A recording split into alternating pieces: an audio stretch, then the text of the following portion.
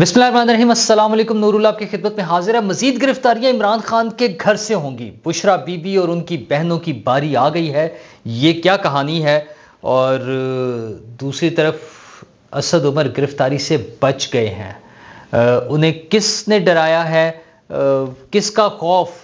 उल्टे लटके, रस्सियों से बंधे, ये सारी चीज़ें किसको देखकर वो डरे हैं, कैसे बच गए हैं, ये भी एक कहानी है। और दूसरी तरफ नवाज शरीफ साहब के लिए बंदोबस्त हो गया है बलूचिस्तान का। वो बलूचिस्तान जा रहे हैं मंगल के रोज़, लेकिन वो है ना, यकीन दहानियाँ करा दी गई हैं, चीज़ें सेट हैं, डील हो गई है तो डील हो गई है। काफ़ी सारी चीज़ें उनके साथ सेटलमेंट हो गई है। वो बलूचिस्तान में क्या क्या करेंगे, ये बातें मैं आपको बताऊंगा। लेकिन उससे पहले आपको बताऊं कि केपी के वज़ीर आला आज़म खान साहब जो है निगरान वज़ीर आला, वो इंतकाल फरमा गए हैं। इन्ना लिल्लाहि व इन्ना इलैहि राजिऊन। वज़ीर आला केपी अलील थे और वो अपने रब के हजूर पेश हो गए हैं। वहाँ पे एक आइनी बहरान पैदा हो गया कि नया वज़ीर आला कैसे मुंतखब होगा। उसके लिए मुख्तलिफ ऑप्शंस मौजूद हैं। एक तो यह है कि सेनेट में कायदे ईवान और कायदे हिज़्ब इख्तिलाफ वो नाम पेश करेंगे और या उस पर इतफाक़ करेंगे, वो नाम फाइनल हो जाएगा तो ठीक है। अदरवाइज़ इलेक्शन कमीशन में जाना, अदालतों में जाना, ये सारी चीज़ें चलती रहेंगी। वैसे तो बड़ा सीरियस इश्यूज़ होते हैं, ज़िंदगी मौत। अल्लाह ताला सबको महफूज रखे, सेहत दे।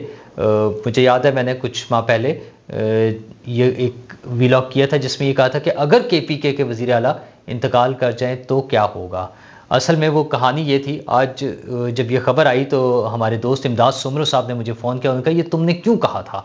तो मैंने उन्हें याद दिलाया जिस रेफरेंस से बात हो रही थी। एक टाइम था जब मोहसिन नकवी साहब को पंजाब से ले जाकर मरकज़ में वज़ीर आज़म, निगरान वज़ीर आज़म बनाने की बात हो रही थी। तो उस वक्त ये चीज़ें ज़ाहिर है कहीं ना कहीं चीज़ें डिस्कस हो रही होती हैं। तो कहीं ये डिस्कस हो रहा था कि वो ऑलरेडी वज़ीर आला पंजाब है, तो फिर वज़ीर आला पंजाब कैसे तब्दील होगा? वो तो नहीं तब्दील हो सकता। तो उन्होंने कहा इसकी कुछ और भी तो ऑप्शन हो सकती है। वहाँ पर ये किसी साहब ने नाम लेकर कहा, मतलब वो मिसाल के तौर पर कह रहे थे। उन्होंने चूँकि मोहसिन नकवी साहब के ज़्यादा दोस्त वहाँ मौजूद थे तो उनका नाम लिए बगैर, और उन्हें तो प्रमोट करना था, उन्हें वज़ीर आज़म बनाना था। तो उन्होंने कहा कि अगर वज़ीर आला बलूचिस्तान, वो जो है केपी निगरान उस वक्त वज़ीर आला बन गए हुए थे। पंजाब और केपी की असम्बलियाँ टूटी थी सबसे पहले, आपको याद होगा। तो अगर वज़ीर आला केपी इंतकाल कर जाए तो फिर क्या होगा? तो उनकी जगह उन्हें रिप्लेस कैसे किया जाएगा? मतलब ये था कि रिप्लेसमेंट कैसे होनी है। तो वहाँ पर ये मुख्तलिफ ऑप्शंस डिस्कस होती रही।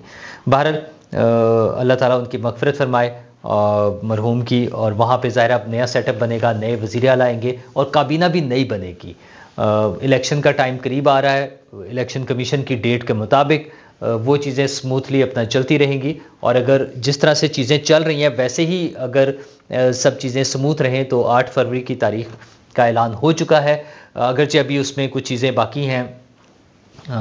इलेक्शन कमीशन के एंड पर इंतखाबी फ़हरिस्तें और उससे पहले हल्का बंदियों के एतराज़ात और उन पर उनकी जो है फ़ाइनल करना अदालतों के ज़रिए भी हो सकता है, कुछ मामला थोड़ा सा कुछ दिन के लिए। लेकिन ये सारी चीज़ें करते हुए 8 फरवरी की डेट आई हुई है। पॉलिटिकल पार्टियाँ उसके लिए तैयारियाँ कर रही हैं। नवाज शरीफ साहब जो है इस वक्त सबसे सरगर्म नज़र आ रहे हैं। वो लोकल भी आज उनकी पार्टी में कुछ लोगों ने शमूलियत इख्तियार की है मुख्तलिफ पाकपतन से। और पाकपतन स्पेशली इसलिए आ जाता है ख्याल कि वो बुशरा बीबी का आबाई इलाका है, उनका ससुराल कह लें वहाँ पर है। तो साबका ससुराल जो है, मानिका साहिबान और वो सारा फैमिली वहाँ पर है। तो वहाँ से कुछ लोग थे, कुछ और लोग हैं, 5-6 लोगों ने लाहौर में नून लीग में शमूलियत इख्तियार किया। राना सनाउल्लाह साहब ने प्रेस कॉन्फ्रेंस किया और वहाँ उन्होंने फिर दोहराया, जब उनसे सवाल किया गया कि राना साहब क्या इक़्तिदार में आने के बाद नून लीग उन कैरेक्टर्स का, उन किरदारों का जिन्होंने 2017 में रोल प्ले किया और नवाज शरीफ साहब को इक़्तिदार से निकाला साजिशों के ज़रिए, क्या उनके खिलाफ कार्रवाई की जाएगी? तो उन्होंने कहा देखें, सबसे ज़रूरी चीज़ मुल्क की मईशत को संभालना है। 25 करोड़ लोग परेशान हैं, मईशत का मसला है, तो हमने सबसे पहले उसको देखना है, बाकी चीज़ें फिर बाद में सोचेंगे हम उनके बारे में। अभी फ़िलहाल सिर्फ हम नहीं करना है। उन्होंने कहा हाँ, जो एहतसाब वाली बात है उसके लिए ट्रुथ एंड रिकन्सिलिएशन कमीशन बनाया जा सकता है। वो रिकमेंडेशन दे कि किसको सज़ा देनी है और किसको सज़ा नहीं देनी। और फिर जब ये बने उस वक्त की पार्लियामेंट, यानी प्रॉब्ली अगली जो आने वाली पार्लियामेंट है, वो इसके बारे में फ़ैसला करे कि क्या करना है। तो मतलब कोई लड़ाई झगड़े वाली बात नहीं है, किसी का कोई ख़ास एहतसाब वाली बात नहीं है, कुछ नहीं है। दूसरी तरफ नवाज शरीफ साहब मंगल को बलूचिस्तान जा रहे हैं। तो उनके लिए वो ऑल सेट वाली बात जो है वो नज़र आ रही है। 3-4 बड़े लीडरों से उनकी मुलाकात है, जिनके साथ इंतखाबी इत्तेहाद बनने का इम्कान है बीएपी के साथ, और वैसे कोई 22 के करीब लोग जो हैं वो नून लीग में शमूलियत का ऐलान करेंगे। अच्छा, वहाँ पर वैसे विनिंग कैंडिडेट्स ही होते हैं, वोट्स तो बहुत थोड़े से पड़ते हैं, आपको पता है, एक आबादी कम है, फिर स्कैटर्ड है, फिर वो में भी शायद बहुत सारे लोग नहीं भी इंटरेस्टेड होते पॉलिटिकल अमल में शमूलियत के, इस वजह से वहाँ पे नंबर्स कम होते हैं वोटर्स के, सीट्स भी कम है लेकिन नंबर ऑफ़ वोटर्स भी कम है।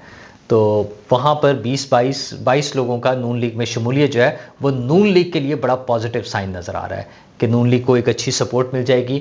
और वो जो सिर्फ है कहना कि पंजाब और ख़ुसूसन सेंट्रल पंजाब का एरिया जो है वहाँ से नून लीग ने सीट्स लेनी है और हुकूमत बनानी है, तो अगर बलूचिस्तान में भी उन्हें कोई अच्छा नंबर मिल जाता है, कौमी में भी, असम्बली में भी और सूबाई असम्बली में भी, तो उनके लिए उनकी पोजीशन मज़ीद मुस्तहकम हो जाती है।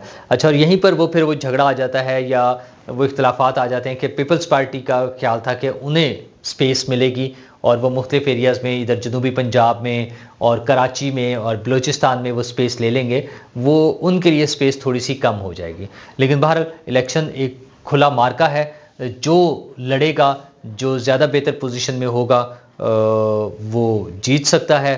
और इलेक्शन तो पीटीआई ने भी लड़ना है, लेकिन पीटीआई प्रॉब्ली वो इमरान खान साहब के बगैर इलेक्शन लड़ रहे होंगे, तो उसमें इमरान खान साहब तो अंदर हैं ही, उनकी फैमिली मेंबर्स के हवाले से भी अब ये खबरें आ रही हैं। उनकी पार्टी के दीगर लोग तो गिरफ्तारियां हो जाती हैं, रिहा भी हो जाते हैं, फिर गिरफ्तारियां हो जाती हैं, फिर रिहा हो जाते हैं, लेकिन अब बुशरा बीबी के हवाले से खसूसन खबरें आ रही हैं। 3 रोज़ कबल जब ये रिपोर्ट्स आनी शुरू हुई, बुशरा बीबी की दोस्त जो हैं फरा गोगी के करप्शन की, कि उनके असासे इतने % बढ़ गए, इतने % बढ़ गए, जो डिक्लेयर्ड असासे थे वो 400% और जो अनडिक्लेयर्ड असासे थे वो 15,300% बढ़ गए।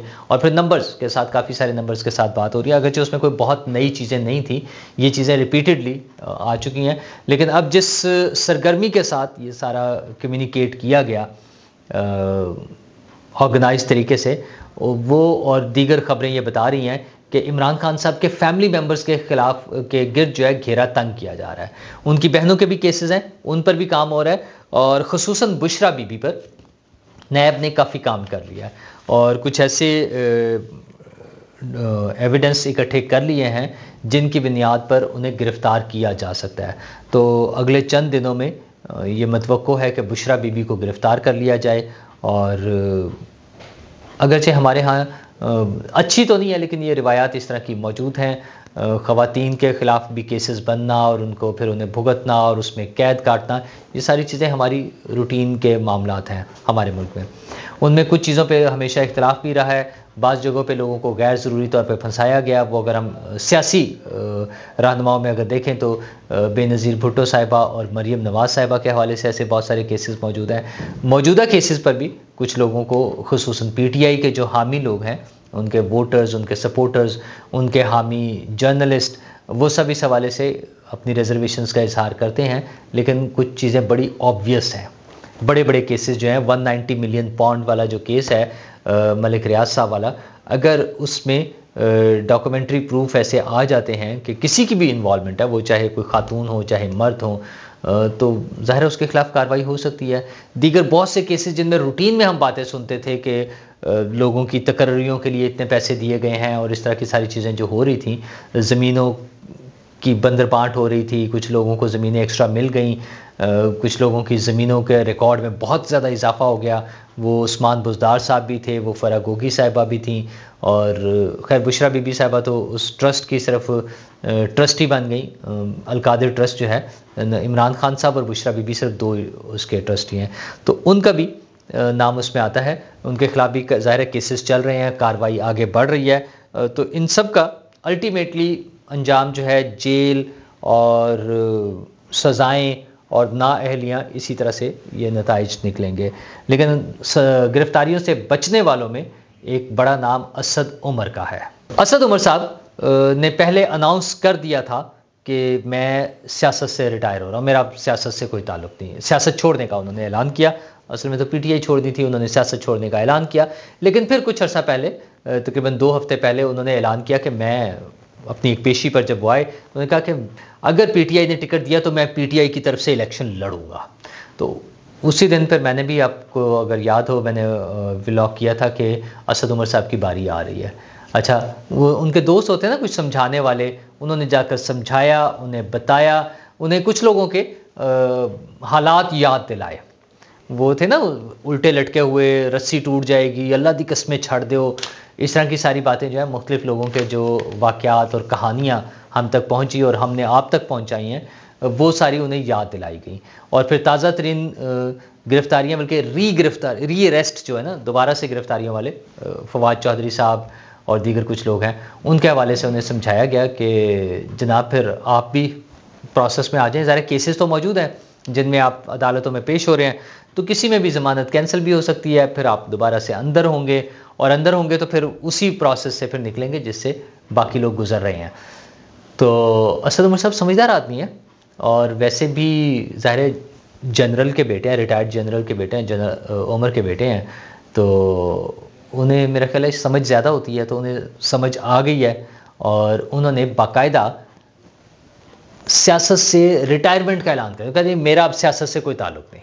ज़ाहिर जब सियासत से नहीं, तो उन्होंने बताया कि पीटीआई से भी उन्होंने बुनियादी रुकनीत से इस्तीफ़ा दे दिया हुआ है, और तसादुम की सियासत नहीं होनी चाहिए। वही 9 मई की जो मज़म्मत है, और शिद्दत पसंदी और दहशत गर्दी और तसादुम की पॉलिसी की मुखालफत, बड़ा वो सेंसिबल सी एक बात है, कॉमन सेंस की बात कह लें, बल्कि समझ आने वाली बात है। तो वो उन्होंने ऐलान कर दी हैं, तो उम्मीद है कि वो बच गए हैं, अदरवाइज़ तो फिर सारा कुछ होना ही था बाद में। अच्छा, इतना कुछ कराने के बाद जो बैठ के प्रेस कॉन्फ्रेंस करनी है, तो ये ज़्यादा समझदारी है वैसे।